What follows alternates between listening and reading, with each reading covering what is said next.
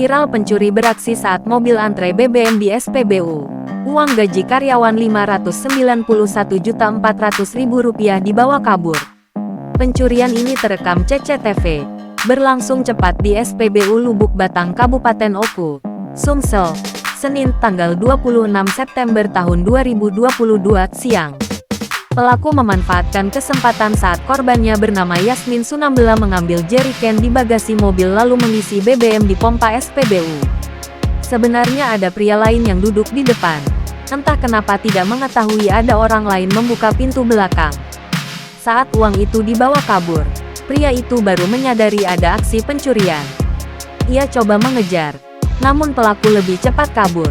Yasmin Sinambela, asisten tata usaha PT Mitra Ogan, Karangdapo Oku membuat laporan pencurian di ke polisi.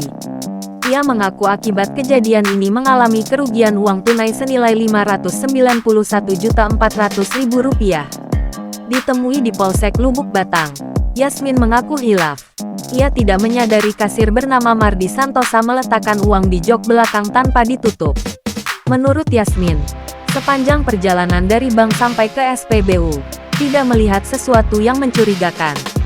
Uang itu sebelumnya baru diambil dari bank. Ia memang tidak meminta pengawalan dengan alasan tinggal di Batu Raja dan merasa terlalu ribet kalau harus mendatangkan satgas.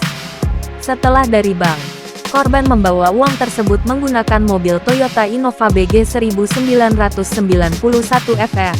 Tujuan ke kantor PT Mitra Ogan di Karangdapo, Kecamatan Peninjauan, Oku. Sementara dari rekaman CCTV yang beredar memperlihatkan, pelaku memang sudah membuntuti mobil korban sejak keluar dari bank. Informasinya, uang tersebut untuk membayar gaji rekanan pekerjaan swakelola PT Mitra Ogan. Kapolsek Lubuk Batang AKP Marjuni membenarkan kejadian itu. Menurutnya, saat ini polisi masih mengambil keterangan saksi, yaitu Mardi Santosa selaku juru bayar.